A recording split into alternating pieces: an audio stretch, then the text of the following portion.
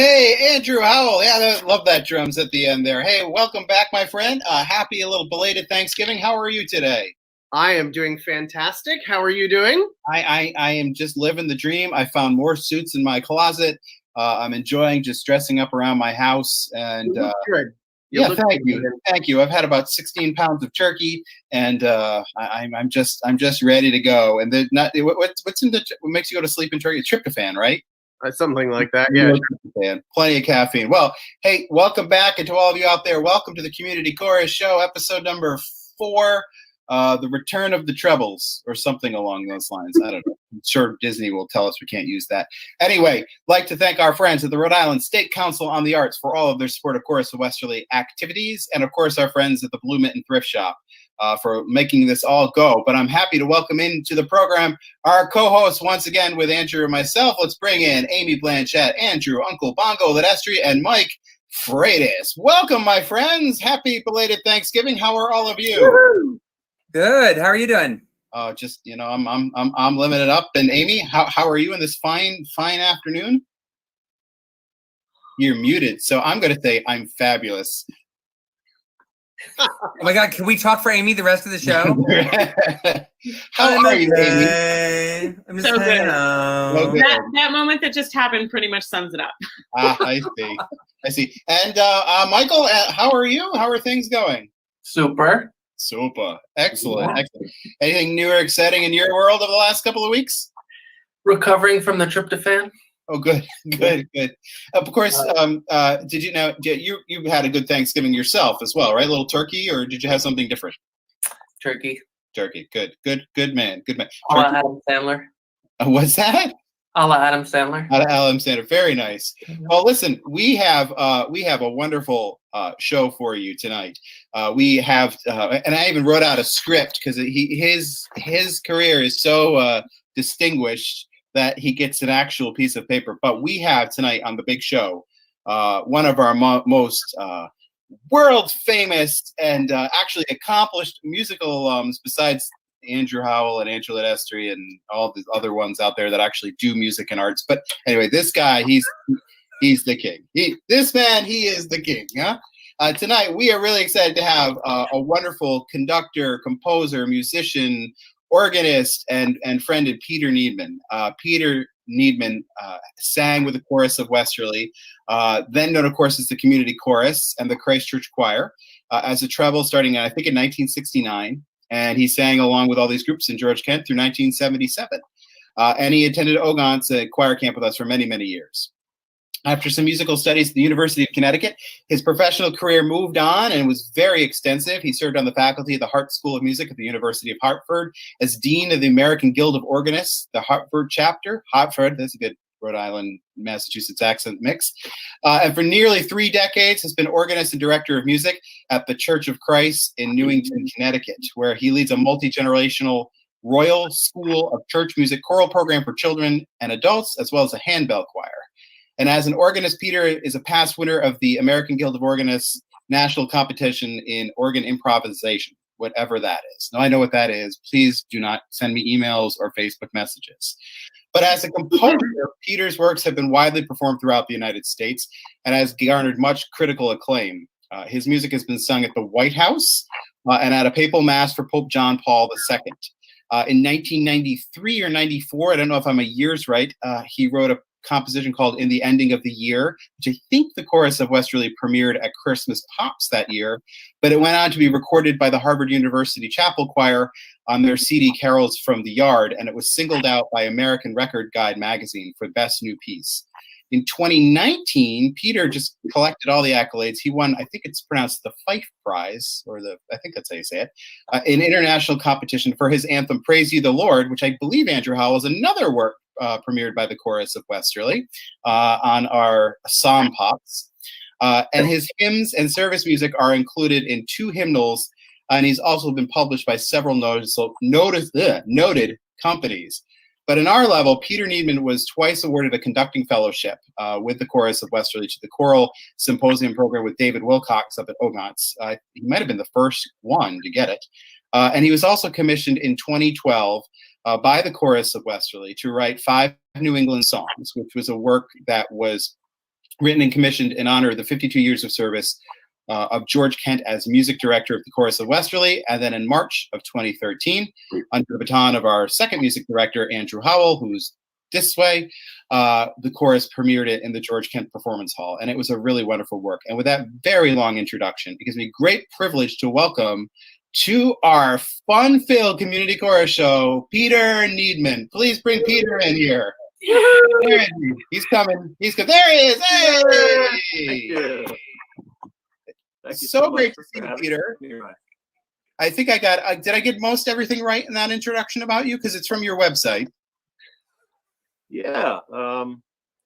In fact, you probably know the dates better than I do, so I'll trust what you said. But yeah. Well, trust it only a little bit. I recently screwed it up, as Michael can point out too. I get most of my dates from Pam, who keeps very, very good logs about things. So I don't blame Pam wrong, because we look at programs and such. But By the way, happy birthday, Pam. oh, yeah, happy birthday, Pam, by the way. Happy birthday, Pam. So, Peter, first, just to start off, how are you? How is your family? And how are you doing in these COVID times? We are doing well. You know, things were very confusing and strange in the beginning for everybody, and we kind of felt our way through those first few weeks and months. And as things went along, you know, my main work is at the church, and the church actually, you know, slowly phased in. You know, we shut everything down, and we were just doing streaming services with myself and the minister, and basically that was it, maybe a cantor or something. But then over the course of the summer, as things kind of improved a little, we started letting people back into the services. And the best thing as far as the choral conductor was in the fall, we resumed our choirs rehearsals only, not singing in the service. But so we meet on a very limited half-hour schedule for each choir, and get in and get out, and you know, keep the doors open and wear our masks and everything. But then when we have a piece ready, we record it, we video it, and then we use it in the following week's service. So it's about as normal as we can get right now, and we're obviously excited about the vaccines on the horizon, where things will really change up. But we have, you know, we've gotten back to some degree of making music together and worshiping together and so on. Our Christmas concert would have been on December 17th, and we're not having that, obviously. But what we're doing is recording all the bits we would have done, you know, videotaping them, and then putting it all together into a kind of a production that will premiere that day at the same time. So, you know, just trying to make things work and keep things going, just like you folks are. Yeah. Are you doing all of that editing yourself for those videos, or do you have people who help out with that? Yeah, I have two great guys in the choir that are tech savvy, and they've been using their equipment, and then the church has gotten some stuff. So nice. I don't have to do too much on the technical end of things, just line things up. We've also done a few of these virtual choirs where the singers record their own parts, and then our tech guy puts those together. So those have been kind of a stopgap for the time being. But yeah, I do have some really good help, so it makes it bearable, you know. And you've been doing some virtual organ recitals too, haven't you? Yeah, I did one of those in the summer where we opened the church up so people could come in. A few people could come in and listen to it live, and then it was also streamed.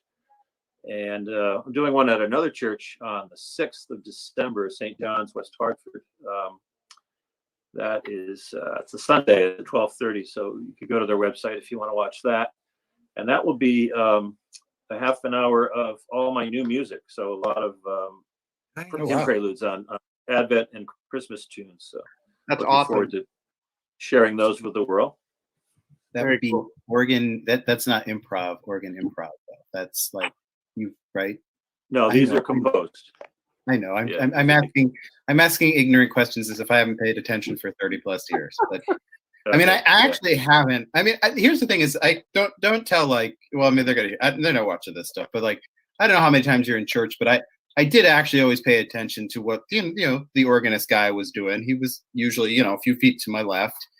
I didn't pay attention always to all of the sermons or all of the scriptures, even so far as like I'll sometimes hear a scripture reading me like, I've never heard this part before, only to be reminded like, yeah, you heard it every Advent 3, something along those lines. Yeah. So. Yeah. So let's take it. Let's take it. We'd love to learn a little bit about just sort of the arc of your career and your musical life and how you got to where you were today. Because I mean, obviously, your story starts in a similar way to ours, but at a very different time. Can you talk a little bit about your musical beginnings? I'm sorry, I didn't mean to age you, but I mean it's not campy as far back as Pam, but I think it's close. Sorry, Pam, I love you. I love you. Anyway, before I, well, this might be my last interview ever, but look at Andrew, he's so nervous. Tell us about what at the beginnings of your musical career back in the 1960s. Yes. So yeah, I guess I started in 1969. It was either that year or the next year, but my mother brought me down to the choir room. I still remember standing there and Mr. Kent asking me, I don't know if I could carry a tune or something, and I said, I don't know, but I'll try. So and I stepped into the next rehearsal, and we had a lot of boys back then. I don't know how many, but I'd estimate, I don't know, 25 trebles probably, and then equal number of girls. Yeah. Wow. And some people that were in there at the time were Leon Millis, the young Leon, not his dad, but Chris Brown, Mike, blanking out on Mike's last name. And then some of my peers, when I, kids my age would have been Peter Kent, obviously, Mr. Kent's son, and Ed Sabukowitz and the Verbinen boys and kind of that era. And so like Amy's what is she, your aunt, I guess, Nan, she was just a couple of years older than me, so she would have been kind of like the slightly older class, but it was a very strong choir program at the time, because back then we rehearsed at the same time, so I immediately became part of the chorus as well, and we just rehearsed together. So pretty much everybody that was in one group was in the other, save one or two kids. Yeah. And I believe my first chorus concert was the Brahms Requiem. Wow. Good way to start. In 1970, I think. And I only have one memory of of that. We were standing on the risers at then Immaculate Conception, and I was next to Wendy Young, and I guess I was tapping my foot with a lot of vigor, and she looked at me and said, "Stop doing that." Wow. Which that's how it all began. She scared me from the get. Huh?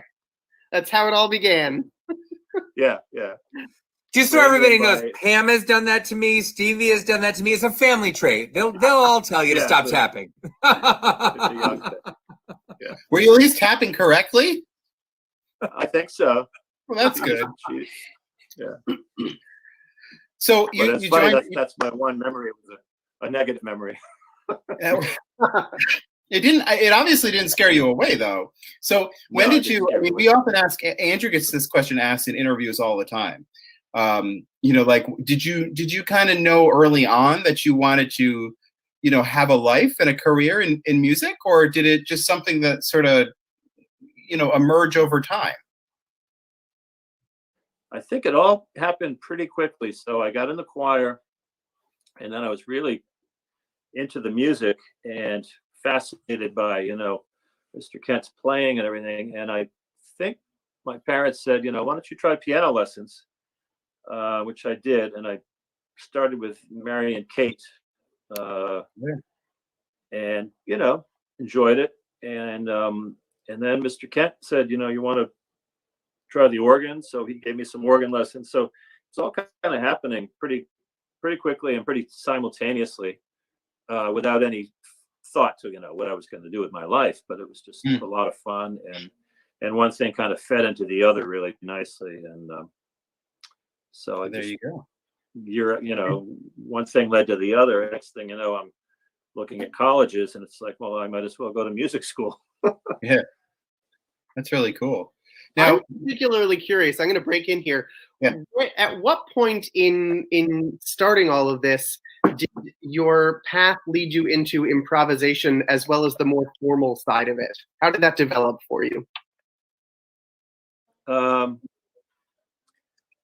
I would always have fun just kind of fooling around on the piano. I was always playing pop songs as well as the classical things, and figuring out, you'd see a C7 chord and figuring out what that meant. And so I always kind of had like a dual interest in pop and classical. And then when I was like 15, I guess I started, like I played in a theater production of Godspell, and getting more into that. Then I started a band with a couple of friends, and we started getting gigs. And when you're in a pop band, there's a lot more improvisation than, nothing's really written down. You're learning the songs by ear, and you're having to play a solo over these chord changes. So the improv was probably more active in the pop side of things. But then I also had some church gigs, and I would, improvise during the prelude or during communion just naturally because I was comfortable doing it. So, and a funny thing was, when I was first playing these church gigs, I had almost no repertoire for actual organ pieces. So the secretary would say, what's your prelude for Sunday, Peter? And I'd say, oh, I'll get it to you. And then I'd make up something like Adagio Serioso by John Smith. I give her a fake title, fake composer, and she'd print it, and then I just, improvise it on Sunday morning. That's fantastic. Wow. The hidden catalog. You know how there's all the Bach cantatas we haven't found? It's like the Peter Niedmann catalog that no one has ever found out there. Wow. Yeah. Peter, at what point did you have your first piece that you were like actually did put like pen to paper and put that down and like stand back and say, well, this is my written down work that is my thing? Well, all through my young childhood, and then I would be writing just diddling little sketch things, but nothing complete. I think when it was maybe the early 90s, so I would have been in my low 30s, I started really committing to, I'm going to take this text and I'm going to set it for whatever, Unison Voices or SAT, and just kind of committed myself to it. I felt kind of ready to do it, and started sending stuff out to publishers at the same time. And maybe a couple of years of nothing really hitting. Finally, two did kind of at the same time. So, yeah, but it was all, I didn't have like a teacher or anything. It was just kind of feeling my own way, and then learning as I went and getting a little more clarity with the nuts and bolts, what I wanted to do. So, I know in some ways you grew up with teachers in that way that taught you the things that, so like at Ogons, you worked with Sir David as a conducting fellow. And like, what was that like? Did you do that with him? That was a lot of fun, and a little, mind blowing because of who he was and his stature.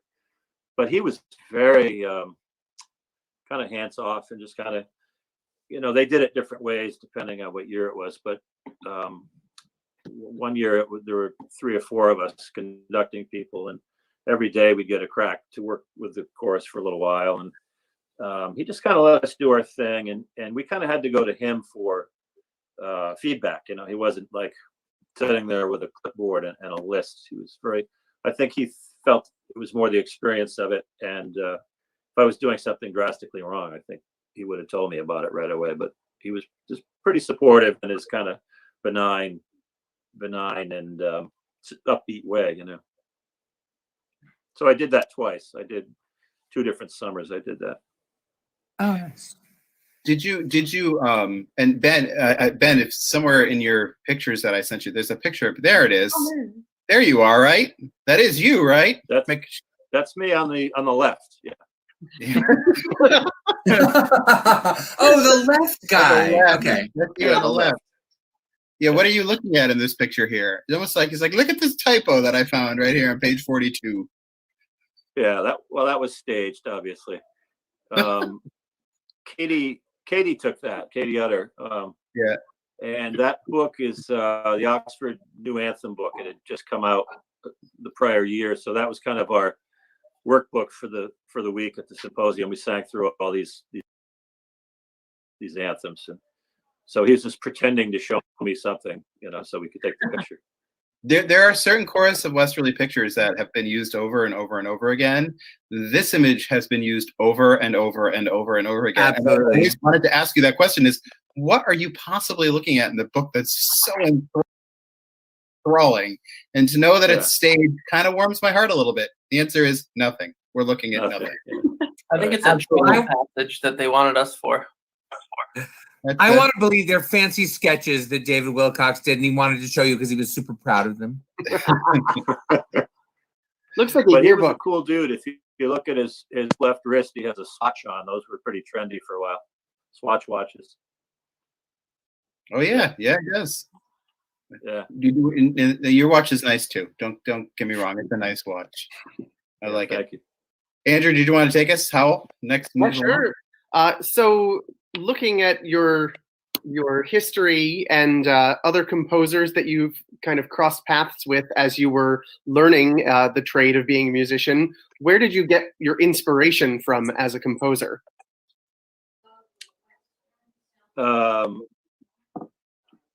I think, there are obviously several people I could name whose music I am drawn to, but I think when you're a composer that everything you've ever listened to and thought about goes in there and gets, constantly thinking about music all day. It gets, synthesized and processed. But and then because, like I said before, I've always done pop and rock and a little bit of jazz, but along with classical and choral and organ, it all kind of just gets mixed up in my thinking. And then, I'm not uncomfortable grabbing a particular chord from one genre or style and moving it over to another, which is, not really a shocking thing anymore. But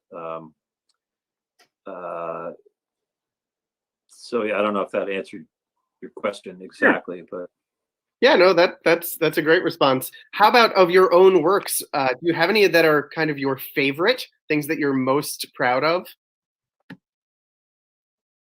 yeah, sometimes I'll hear something I wrote, kind of forgot. Didn't forget it, but I hadn't heard it in years, and then I'll kind of listen to it almost from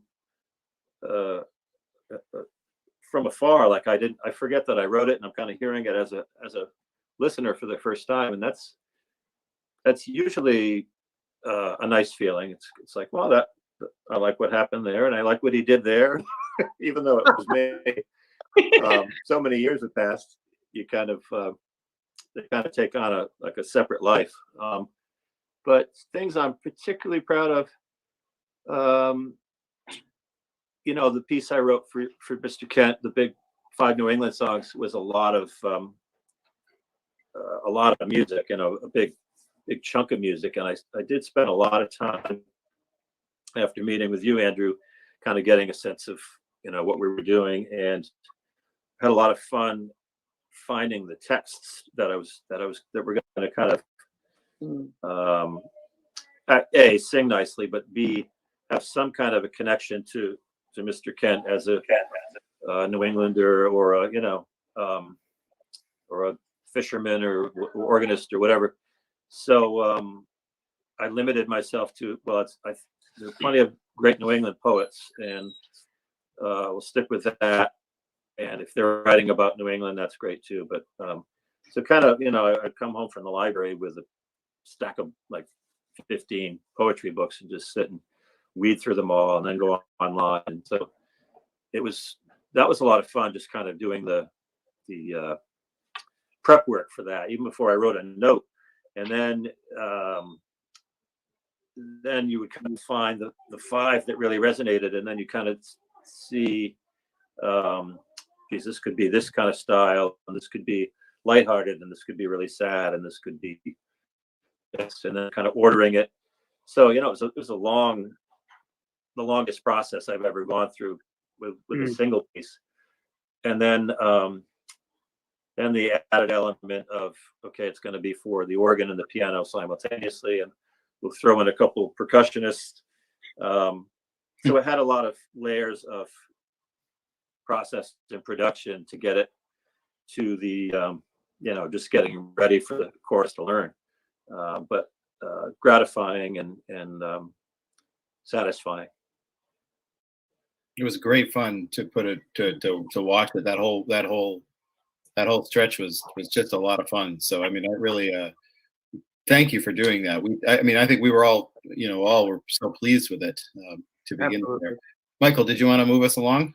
Yeah, no, just to finish up about the 5 New England songs, it was great to take part in that concert, but also to learn some of it at camp with you. That was really special. Anytime you come to camp and work on your music is awesome. But that concert was just really great to be part of, and I was obsessed with those pieces for a while. I need to listen to them again. They're a lot of fun. So much. Do you introduce yourself first as an organist or a conductor or a composer? Do you just say musician? What do you do, Peter? Yeah, I think it depends on what the situation is. If it's a meeting full of organists, then I'm an organist and a composer. But if I'm talking to another composer, then I'm a composer. And by the way, I'm an organist. So, but yeah, musician is the blanket term. I do that when I try to tell people where I'm from. If they're local, yeah, I'm from Pawcatuck. If they're from Connecticut, like another high school, I'm from Stonington. If they're from Rhode Island, anywhere else, Westerly. But if they're from anywhere else in the country, I'm from Mystic. Just Close enough. Yeah. Your driver's list is Massachusetts. So. I know that too. Isn't that ironic? I never actually say I'm from Massachusetts. And I realized that the other day, I've lived in Massachusetts longer than I've lived anywhere else.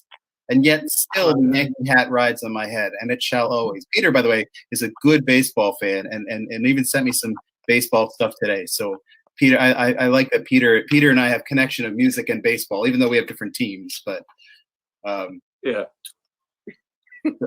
Michael, you want number 9 and then we'll move along? Peter, is there one area of all the different things that you do that brings you more joy than others? I mean, I know that's not to say that, we call favorites, and they're all different. We all call favorites. We can call favorites.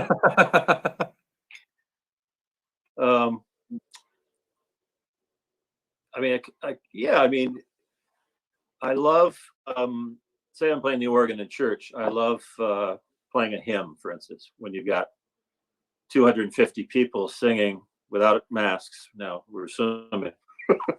And letting it rip on the last verse and changing the harmonies and all that. That's always a thrill. As a composer, there's a couple different thrills. There's a thrill when you've got the text and you're kind of just fooling around at the piano, singing different things. And then when you hit on something, a phrase that works, that line of text, that's a thrill. And then building from there, it's kind of like a little puzzle. Then there's a lot of drudgery where you're deciding, here's the melody, here's the chord structure, but now I've got to figure out what the voice parts are. Less inspirational things, more kind of craft stuff.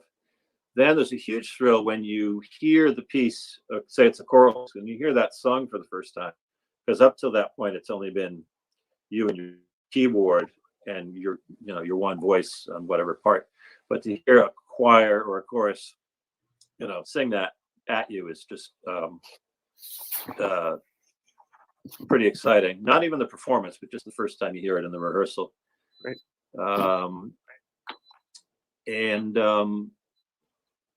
As like a choral conductor, Andrew, for this, I find the rehearsals almost just as exciting as the performances sometimes when you get something, and you try something and then something works. And because in the performance, everybody's a little bit uptight and you kind of got it locked in.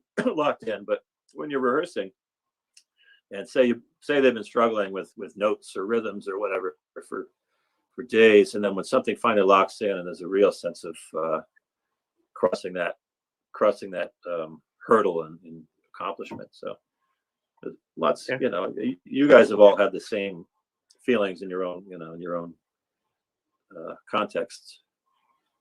I think that's cool. I mean, I feel like we heard that from years and years. I mean, you say it, Andrew, Peter, you said, I think we've all talked about the process and that rehearsal. But Bunky, George Kent used to say that all the time too, that the concert's just a concert, like it's important, but there's so many interesting things that can happen beforehand. So really there's also this piece where there's so few times where you get a chance to have a composer who is so in tune with what the group that we all grew up in is all about and what it's doing. And I wasn't lucky enough to sing or perform with the New England songs, but it must have been the late 90s when In the Ending of the Year was a piece that we did. And I never had a chance to tell you, Peter, that I fell in love with that piece so much, and its melodic quality, and it embodied to me so much of the time that I spent in the chorus. And honestly, I'll tell you, I have sung it as a lullaby to every baby I've held for the last 25 years. It is such a gorgeous, beautiful tune that to me is so clearly a part and ingrained of me of the experience that we had growing up in the choir and the chorus and all of those things together. And it's just, it plays in my head a lot, and I've never had a chance to say to you just how fantastic it is. And thank you so much. That's nice to hear. What was it like? Wasn't it That Christmas was, Pop the first time we sang it? I think so. Yeah. Yeah, I think I wrote that piece, and I think I sent it to Mr. Kent and said, here's something I wrote. It was just organ and choir, and so I can't remember if he did it with the choir and the chorus in the same year, or he might have done it in the choir one year and then said, if you orchestrate this, the chorus could do it. So it was a two-part thing. Yeah. The other kind of nice Westerly tie-in with that piece is the publisher is Bill Thorpe, who's another alum. Yep. Right. Old, further back than us. He's a publisher. He's got his own publishing house, and so I sent that to him, and that was my I think my second piece in print as a composer. So it's right at the start of things. It's really I mean, I agree with you, Andrew, with Lidestri, and I think that CD, the Harvard recording of that CD, the Harvard recording on CD is one of the very first CDs I ever bought as a teenager. And I believe I bought it in Cambridge. My mother at the time was going to graduate school at Harvard, and I used to go with her, and I bought it at Harvard. And I was very, very proud of that. I don't think I actually bought it at Harvard, though. I think I bought it at Tower Records in Harvard Square, but close enough. But I was so neat. There was a Tower Records in downtown, on Newbury Street in Boston, and there was one in Harvard Square, and they both had amazing classical, before we had iTunes. And I was so happy, Peter, to find I know this human being, which I didn't really know you at all. I just knew you as Peter Niedmann, you were this thing, you work hard, you could have a CD too, kind of deal. And I tried to do that with Banana Noses, and it didn't really work very well. I don't know. This is as close as I got to being you, Peter. Speaking of interesting gigs, Ryan. So, Peter, I was going to ask, what other interesting musical or non-musical gigs have you done that folks might not realize? Well, for years I was a rehearsal pianist at the Hartford Ballet, which was a lot of fun. I shouldn't say rehearsal pianist. You would play the classes. So every day you'd play, they come in and do their just a series of exercises, not rehearsing the piece per se. But that did you have to exercise too, or put on the leotard, or did you just play? Kidding.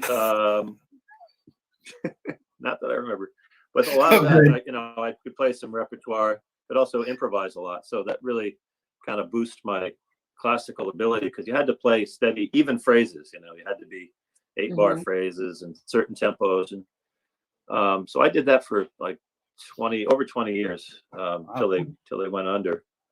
I've played in several different bands, pop bands and rock bands, and which band had the best name? That had a challenge, because a lot of those gigs would be Saturday nights, and you're wrapping up at like 1 a.m, and then you got to take the equipment down and get it home, and then you got to get up for church the same day, later that same morning. You confess your sins. Yeah, that got old. I gave that up.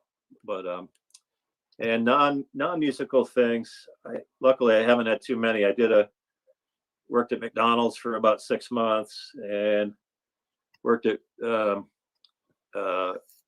window company where you cold called people out of the phone book to get appointments. This was like in my 20s, right after college. But luckily I always had church jobs that could keep me going, and the band and so on. So I didn't have to do a lot of awful day gigs. Why did you wear a bunny costume at the Bushnell? What's the story behind that one? Do we have that bunny picture by chance? I don't know, Ben. Do you have that picture by chance? Oh, I hope so. I hope so too. We never know. Could show up at any point in time. I can't remember. Oh, there he is. Wow. Well, I think if you look at that, that's a reference to the Christmas Story. I think there was a musical on the Christmas Story that was coming through touring, and it went through the Bushnell, and that was a tie-in. And my wife works at the Bushnell, so that's how I had that. Gotcha. The things we do. Well, yeah. you can credit Mike and Ben on that, on getting that there for you. All right. Are you ready, Peter, to be excited? Because we're gonna kick it up a notch. We're gonna go to our lightning round. You ready? Yeah. Okay, here's the deal, Peter. All you have to do is just say what comes to your mind first. We're gonna go right through our questions with you. Okay, are you ready to go? You ready to play? Let's do it. Okay. Andrew, go first. Yeah, what is the best duo for music? Lent and Easter, or Advent and Christmas? Advent, Christmas. How many N's are in your name? 3. Correct. Which "O Come All Ye Faithful" descant is better, Rutter's or Wilcox's? Oh, please, Wilcox. How often do you actually practice the organ? 5 days a week. Wow. What was the last piece of music or song that you listened to?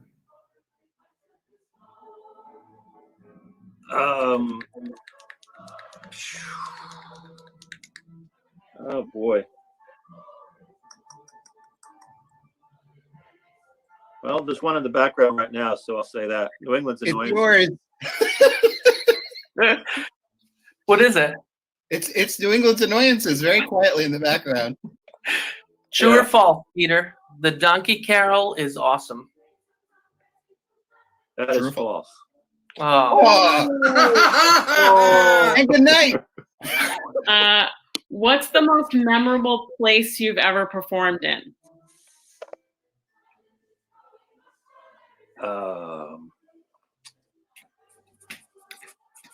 Zoom. I think Trinity, Boston was pretty cool. Copley Square. Yeah. Beautiful. All right, amazing sanctuary. If you had to introduce someone to choral music and could only play for them one work or one piece of music to do that, what would you play? Donkey Carol. Yeah. Fantastic. Oh my God. Bravo. Okay. What else would you play? Oh, what else? That's it. Boy. Carmina Burana pops to my head. Beethoven's Ninth. Something with a lot of bluster and grandeur. Nice. Andrew. Okay. Are hemiolas a real thing or just something that conductors pretend are real to impress their choirs when they ask them what it is and then describe it? Yeah. I think they're real. Last I checked. Swear to God, I put that one in there because I swear every conductor I have ever had will stop and be like, "Do you know what this is? Do you know what this is?" And then they'll demonstrate. You can even say hemiola, and they're like, "I don't hear the right answer. Let me demonstrate it for you." And then you come back later and be like, "That's a hemiola." No, that's mixed meter, or you get some other. Forget it. They must teach that in conducting school. Yeah. All right, are you ready? Here's your final question of lightning round. Who is the real king of social media? Is it Mike Freitas or Ron Cowie? Oh, Eden Castile. I'll go with Mike Freitas. All right, there you go. That's been the lightning round. Woo!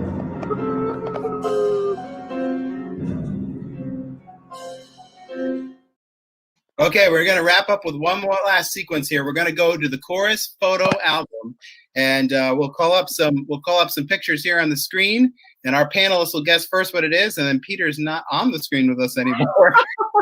So, while we wait for Peter to come back, maybe we could just call the pictures up on the screen. How about Ben? Let's why don't you call up photo number 1 for us? Okay, what do we think? Okay, friends, what do you see here in this picture? I feel like it's like let's go on a lion hunt. He's like ready to go. It's let's go on a lion hunt. That's what I see. There's not a lot of rain that summer. It's very dry. But look at the grass in the behind there. That's it's like he just rescued. Is that Sue Andrews? It's like he rescued Sue Andrews from the depths of the grass behind. She's like, get me out of here. I'm getting a really strong field day vibe.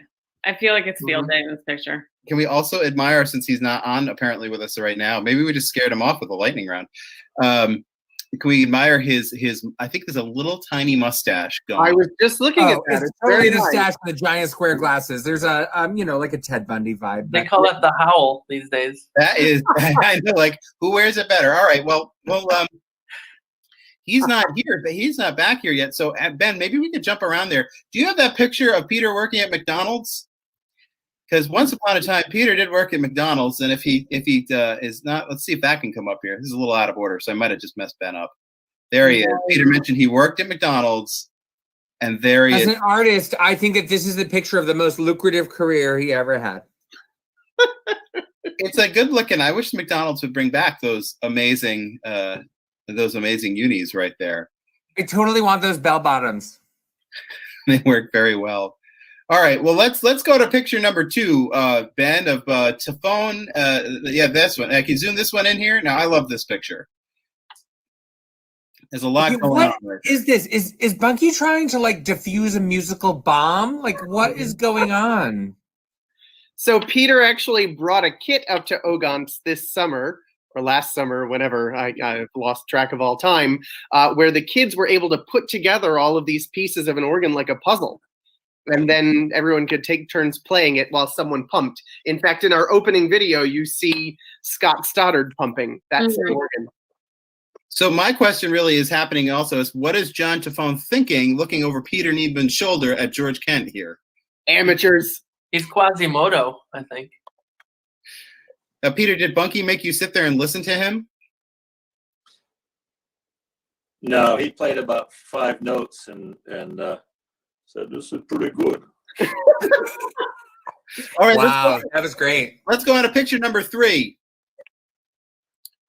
It's a great shirt, by the way, Peter. It is a great shirt. Well, Yeah. it was Hawaiian night. We're gonna see it again here. Oh yeah. So I don't know. Here, Andrew, let us hear. What do you think Bunky is saying to Peter in this picture? I think they're discussing whether or not it's bath day. They're trying to figure out if it's time to take a shower or not. It's only the middle of the week. They don't know. I think he's saying, I was hoping for a bigger visor, but this is all I could find. No, he's saying, Peter, I don't care who you are, you can't take a golf cart. Oh, What are you actually talking about there, Peter? Do you know? I don't remember. Probably the shirt. It kind of Yeah. it kind of looked like a quiet, bunky joke, to be honest with you. You know, it looked serious, but there was a great time where we were up at Ogon's. Michael and I were with George, and something was howling in the woods, and I asked him. I said, "Hey, Mr. Ken, is that a coyote or a wolf that's howling?" He goes, "Oh, that's a wolf." I'm like, "Oh, how do you know?" He goes, "Well, by the size of its tail." I'm like, "Okay," and I walked away. Totally bought it, hook, line, and sinker. Yeah, I bought that for I like don't know, 20 years. Is this during any kind of prohibition? I mean, is Bunky asking if there's whiskey in that mug Oh, or no, if it's no. just coffee? Prohibition's over, my man. Prohibition's over. All right, this one I want to know. Peter said he played in several bands in high school. So let's bring up number 4. I'd love to know a little bit about this band. Yeah, there you go. Can you zoom in on that one there? That is an amazing picture. Yeah, and I'd like to know why you gave up on your brass career. I couldn't hit the high notes, and I couldn't in good conscience keep wearing that outfit. Does anybody else think it looks like he's trying to play that tuba with his special part? I'm just saying. It's not a tuba. What is that? Is that a flugelhorn? What is The that? wiener horn. Baritone. Is that? It's like it's the closest thing to what's on the Summer Pop shirt, right? What's on the Summer Pop shirt? Yeah, it's like a made-up cross between a baritone and a French horn, kind of. Oh yeah, that's the old polka the dot. logo. The logo is on the shirt, Ryan. It can't be made up. Like it's an instrument. Like it had a name. All right, let's show photo number 5 here, and then we'll show that one bonus picture. All right, zoom in on this one here. I like this one here. What's going on here, Andrew or Amy? What do you think's happening here? Oh, this is some serious music learning. I think definitely some heavy duty solfege is probably happening. Just a very, very intense discussion. I'm pretty sure it's Heart and Soul. That's Oh all. my God, I thought the same thing. He's definitely taking the top part in Heart and Soul. I'm going with Absolutely. Smoke on the Water. I'm going with Donkey Carol. 1, 2, 3, 1, 2, 1, 2, 3, 1, 2, Peter, 1. well, Yeah, I get it. Oh, finally! Speaking of bands, so what was the name of this band, Peter? This was actually an organ recital that we do every year on Halloween, and we dress up in costumes. Wow, that's a funny looking organ. So I played a little guitar, then I went over and played the organ. That's That's amazing. awesome. All right. That is amazing. Is that a tattoo sleeve? Like a fake Yeah, that's tattoo? I wore that to camp. I wore that to camp one year. That whole shirt is one solid piece, but it makes it look like you're wearing tattoos and a vest and so and all the rest. That I'm is, gonna guess you drew on that little bit of special you got there under your lip. that's true. I That like was that. a stick-on. Yeah, that's. Howell, I think you should wear that tattoo outfit to conduct one day. Totally. That's amazing. I'm in. All right. Well, let's close up the photo album. Let's look down the memory lane with Peter. Well, Peter, thank you for spending some time with us today, and I hope you all know how highly we all think of you, and how really inspired we've been by your career, and just the fact that you're just a genuinely nice guy, and your whole family. Your whole family has been just wonderful. And you mentioned your mother earlier.